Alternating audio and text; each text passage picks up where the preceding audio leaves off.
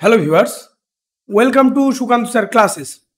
তো বায়োলজির যে সিরিজ আমাদের চলছিল আজকে তার 4 নাম্বার স্পেশাল ক্লাস। আজকে টিস্যু সংক্রান্ত বাছাই করা 20টি কোশ্চেন অ্যান্সার নিয়ে আলোচনা করব। সমস্তগুলোই কিন্তু রেলওয়ে, এএলপি, লোকো পাইলট সহ আমাদের এনটিপিসি গ্রুপ ডি সমস্ত কোনো না কোনো পরীক্ষায় আসা কোশ্চেন, ঠিক আছে?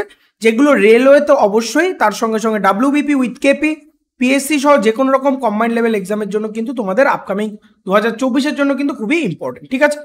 রোজ রাত 8টা থেকে বর্ণনা সহ এই ধরনের পিডিএফ সহ ভিডিওগুলো তোমরা পেয়ে যাচ্ছ বাইলিঙ্গুয়ালি, এবং সমস্তটাই হচ্ছে পিওয়াইকিউ সেকশন আকারে।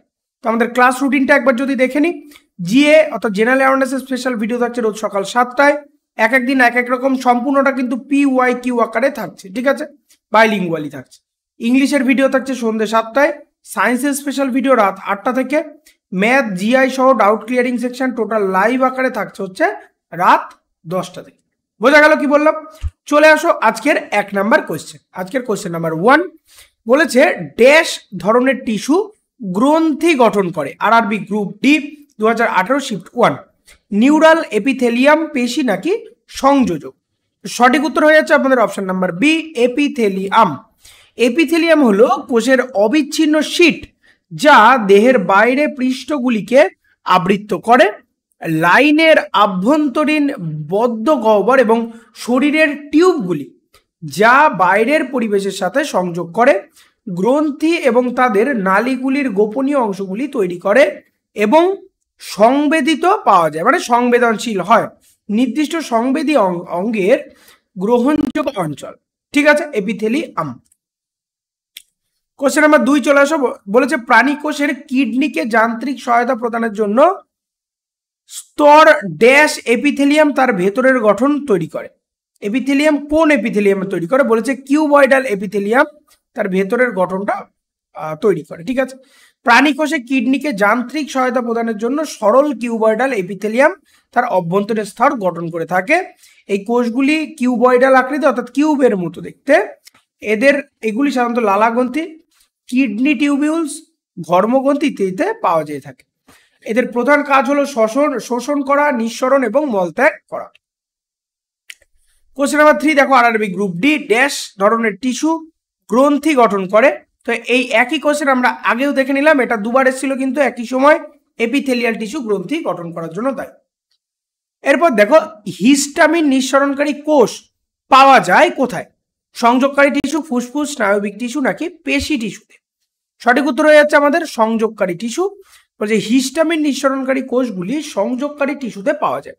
মানুষের সংযোজক টিস্যুর প্রধান উপাদান হলো কোলাজেন নামক প্রোটিন।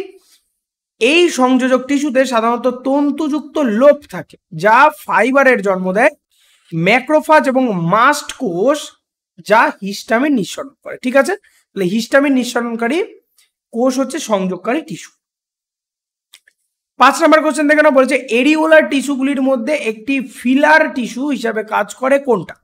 তো ফিলার টিস্যু হিসাবে কাজ করে ত্বক এবং পেশি। আরিওলার টিস্যুগুলিকে ত্বকে পাওয়া যায় যা ত্বকের বাইরের স্তরগুলি পেশিগুলির সাথে আবদ্ধ করে। এগুলি শ্লেষ্মা, ঝিল্লির আশেপাশে, রক্তনালী, স্নায়ু এবং শরীরের অঙ্গগুলির চারপাশেও পাওয়া যায়। শরীরের অন্যান্য সংযোজক টিস্যুর তুলনায় অ্যারিওলার টিস্যু বেশি পরিমাণে পাওয়া যায়। অ্যারিওলার টিস্যু হলো এক ধরনের আলগা সংযোগকারী টিস্যু। এগুলি অঙ্গগুলিকে যথাস্থানে ধরে রাখতে সাহায্য করে এবং এপিথেলিয়াল টিস্যুগুলিকে অন্যান্য অন্তর্নিহিত টিস্যুতে সংযুক্ত করে। কোশ্চেন নাম্বার 6 দেখে নাও। এটা আরআরবি গ্রুপ ডি 2018। নিচের কোনটি লাল সংযোজক টিস্যু? তো সঠিক উত্তর হয়ে যাচ্ছে অবশ্যই রক্ত। রক্তের রং লাল হয় আমরা জানি। রক্ত হলো একটি তরল যোজক কলা। প্রাপ্তবয়স্ক মানুষের কালো হাড় বলেছে যে কালো লাল হাড়ে রক্ত তৈরি হয়। প্লীহা মানুষের ভ্রূণ পর্যায়ে রক্ত গঠন করে। রক্তের পিএইচ এর মান 7.4 অর্থাৎ সামান্য ক্ষারীয়। পিএইচ পেপারে যদি দিই 7টা হচ্ছে প্রসম, ঠিক আছে? এই জন্য জলকে বলা হয় 7, ঠিক আছে? এর থেকে পরে আসলে আস্তে আস্তে বেসিক হয়, উপরের দিকে উঠলে আস্তে আস্তে অ্যাসিডিক হয়, ঠিক আছে? টিস্যু গ্রন্থি গঠন করে কি? পেশি, এপিথেলিয়াল সংযোজক নাকি স্নায়ু? তো এপিথেলিয়াল সঠিক উত্তর। এটা দেখো 3-4 বার একই কোশ্চেন এসছে বিভিন্ন শিফটে, ঠিক আছে? তো আপকামিং পরীক্ষাগুলোর জন্য এগুলো কিন্তু ইম্পর্টেন্ট। ওকে, এনটিপিসি 2021-এর বলেছে উদ্ভিদের কোন অংশ গাছের শিকড় থেকে গাছের বাকি অংশকে জল পরিবহনের জন্য দায়ী, মানে জল পরিবাহিত করে। শিকড় থেকে যে জল উঠলো সেটা পাতায় বা প্রত্যেকটা অঙ্গে অঙ্গে পৌঁছায়। কোলেনকাইমা, ফ্লোয়েম টিস্যু, প্যারেনকাইমা নাকি জাইলেম টিস্যু? সঠিক উত্তর হয়ে যাচ্ছে জাইলেম কলা। জাইলেম কলা টিস্যুর বাংলা নাম হচ্ছে কলা, ঠিক আছে। উদ্ভিদের জাইলেম টিস্যু উদ্ভিদের শিকড় থেকে গাছের সব জায়গায় জল পরিবাহিত করে এবং পাতায় যে খাবারটা উৎপন্ন হলো সেই খাবারটা সমস্ত অঙ্গে কে প্রেরণ করে? ফ্লোয়েম, ঠিক আছে। তাহলে জাইলেম আর হচ্ছে ফ্লোয়েমের কাজ তোমরা বুঝতে পারলে। 9 নম্বর কোশ্চেন দেখে নাও, বলেছে প্যারেনকাইমা এবং কোলেনকাইমা হলো ড্যাশ প্রকার টিস্যু। প্যারেনকাইমা এবং কোলেনকাইমা, প্যারেনকাইমা এবং কোলেনকাইমা এটা হলো সরল স্থায়ী টিস্যু। সরল স্থায়ী টিস্যু কোষের সমন্বয়ে গঠিত, যা গঠনগতভাবে এবং কার্যকরীভাবে একই রকম। এই টিস্যুগুলি এক ধরনের কোষ দ্বারা গঠিত। এপিডার্মিসের নিচে কোষের কয়েকটি স্তর, সাধারণত সাধারণ স্থায়ী টিস্যু। সরল টিস্যু 3 প্রকার, যথা প্যারেনকাইমা, কোলেনকাইমা এবং স্ক্লেরেনকাইমা, ঠিক আছে। 10 নম্বর কোশ্চেন দেখে নাও, এনটিপিসি 2021 শিফট 2, উদ্ভিদ টিস্যু সম্পর্কে নিচের কোন বিবৃতিটি ভুল? সঠিক উত্তর হয়ে যাচ্ছে অপশন নাম্বার ডি হয়ে যাচ্ছে ভুল। আমাদের বলেছে পদার্থ জাইলেমে উভয় দিকে যেতে পারে না, জাইলেম দ্বারা সবসময় ঊর্ধ্বমুখী পরিবহন হয়, ঠিক আছে। এখানে সাধারণত জল এবং খনিজ পদার্থ শিকড় থেকে উঠে ঊর্ধ্বমুখী পরিবহন। 11 নম্বর কোশ্চেন দেখো, বলেছে ড্যাশ টিস্যুগুলি ভাস্কিউলার পুল গঠন করে। ভাস্কিউলার পুল গঠন করে হলো জাইলেম এবং ফ্লোয়েম। জাইলেম এবং ফ্লোয়েম কোষের যে গোষ্ঠীর সকল কোষের আকার, আকৃতি, কাজ এবং উৎপত্তিগতভাবে একই রকম তাদেরকে টিস্যু বলা হয়। জাইলেম এবং ফ্লোয়েম হলো টিস্যু কোষগুলির একটি গ্রুপ যেখানে একাধিক ধরনের কোষ একটি ভাস্কিউলার পুল হিসাবে কাজ করে বা পুল গঠন। 12 নম্বর কোশ্চেন দেখে নাও, বলেছে এছাড়াও ড্যাশ ফ্লোয়েম নিম্নলিখিত পদার্থ দ্বারা গঠিত। কি দ্বারা, কোনটা গঠিত? ফ্লোয়েম জাহাজ দ্বারা গঠিত বলেছে, ঠিক আছে। এখানে অরিজিনাল যেটা আছে ফ্লোয়েম ভেসেলস, অ্যাকচুয়ালি ভেসেলসই বাংলায় লিখলো ভেসেলসই হতো, কিন্তু জাহাজ এখানে লিখে দিয়েছে, যাই হোক। তো এখানে আমাদের কি রয়েছে বলো, বলেছে যে ফ্লোয়েম হলো ভাস্কিউলার টিস্যু যা উদ্ভিদে পাওয়া যায়। দ্বিতীয় ভাস্কিউলার টিস্যু হলো জাইলেম। জাইলেম আর ফ্লোয়েম দুটোই কিন্তু ভাস্কিউলার টিস্যু। ফ্লোয়েম একটি জটিল স্থায়ী টিস্যু যা ভাস্কিউলার বান্ডিলের ভেতর পাওয়া যায়। এটি 4 ধরনের: টিউব, সহচর কোষ, ফ্লোয়েম প্যারেনকাইমা এবং ফ্লোয়েম তন্তু। 13 নম্বর কোশ্চেন দেখে নাও, আরআরবি এএলপি টেকনিশিয়ান শিফট 18। আমাকে অনেকেই জানতে চেয়েছিলে যে এনটিপিসি গ্রুপ ডি তো হচ্ছে এএলপির কোশ্চেন কি করে আসবে। তো এএলপির তো শিফট কম তুলনামূলক, যতটা এনটিপিসি বা গ্রুপ ডির মানে শিফট হয়, ঠিক আছে। তো এএলপিটাও আমি আলোচনা করে দেবো, সমস্তটাই তোমাদের জন্য আলোচনা করে দেবো, ঠিক আছে। কোন স্থায়ী টিস্যু উদ্ভিদকে শক্ত করে, ঠিক আছে, শক্ত করে, স্টিফ করে, ঠিক আছে। তো এটা হয়ে যাচ্ছে হচ্ছে স্ক্লেরেনকাইমা। স্ক্লেরেনকাইমার জন্য উদ্ভিদের শক্ত পেশিবহুল গুড়ি গঠন হয়। স্ক্লেরেনকাইমা একটি সাধারণ স্থায়ী টিস্যু। এই টিস্যু উদ্ভিদকে শক্ত এবং শক্ত করে তোলে, এটাই বলেছে। নিচের কোনটি উদ্ভিদের এপিডার্মিসের কাজ করে? এপিডার্মিসের কাজ নয়, এপিডার্মিসের কাজ নয় হচ্ছে সালোক সংশ্লেষ সম্পাদন করা। বাকি যেগুলো আছে, শ্বাস প্রশ্বাসের নিয়ন্ত্রণ, চুলের সাহায্যে নিরোধক, স্থির বায়ু স্তর গঠন, সুরক্ষা প্রদান, এগুলো সব একই রকমের কাজ, ঠিক আছে। 15 নম্বর কোশ্চেন দেখো, বলেছে স্থায়ী টিস্যু গঠনের জন্য স্থায়ী গঠন, আকৃতি এবং ক্রিয়া গঠনের প্রক্রিয়াকে কি বলা হয়? পার্থক্য, ইন্টিগ্রেশন, পচন নাকি প্রশমন?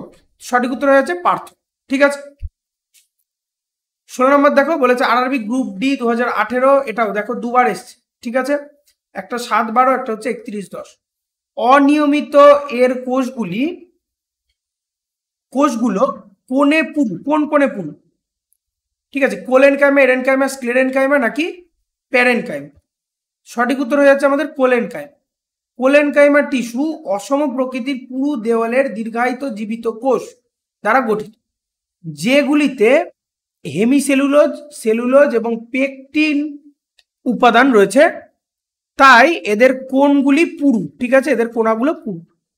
এদের একটি বহির্মুখী স্থান নেই, কোনো বহির্মুখী স্থান নেই, সেই কথা বলা হয়েছে। এদের এটি ছোট গাছের পেট্রিওল, পাতার শিরা, কাণ্ডকে সমর্থন, গঠন, যান্ত্রিক শক্তি প্রদান এবং নমনীয়তা প্রদান করে থাকে, যা ভাঙা ছাড়াই সহজে বেঁকানো অনুমতি দেয়। মানে বেতের মতো যে বেঁকে যাওয়া সেই ব্যাপারটার কথা বলা হয়েছে। এই কোষগুলি প্রায়শই এপিডার্মিসের নিচে বা তরুণ কাণ্ডে দেখা যায়। দেখো যখন নরম বা সবে গাছ হচ্ছে তো সেটাকে বেন্ড করলে বেঁকে যায়, যখন স্টিফ হয়ে গেল তখন কিন্তু সেই জিনিসটা আর হয় না। ঠিক আছে, পাতার শিরায় কোষের বাইরে এই স্তর দেখা যায়। এরপরে দেখো বলেছে চালনি টিউব এবং সহচর কোষগুলি প্রধানত কি পরিবহনের জন্য দায়ী?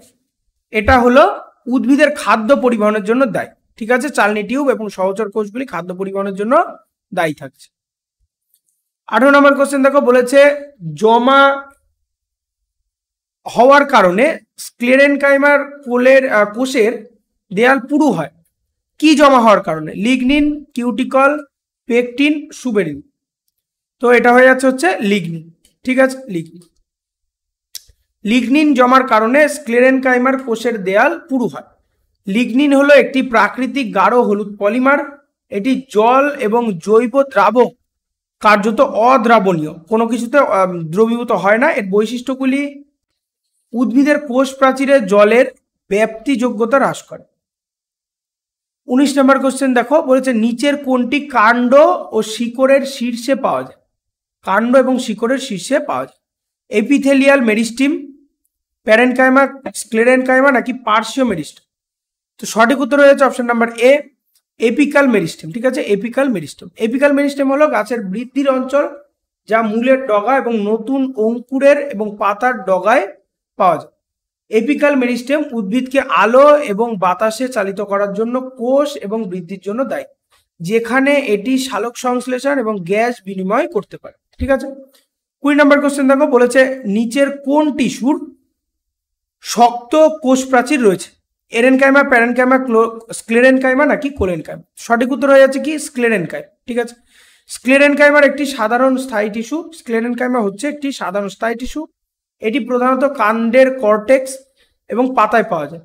ঠিক আছে, এই টিস্যুর পরিপক্ক কোষগুলি সাধারণত মৃত এবং লিগনিন যুক্ত পুরু দেওয়াল থাকে। স্ক্লেরেনকাইমার প্রধান কাজ হচ্ছে উদ্ভিদকে কাঠামোগত সহযোগিতা বা প্রদান করা অর্থাৎ স্ট্রিপ করা, কাণ্ডকে শক্ত করা। ঠিক আছে, এই হচ্ছে আজকের 20টা কোশ্চেন ছিল।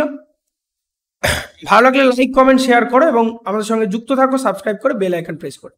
ওকে।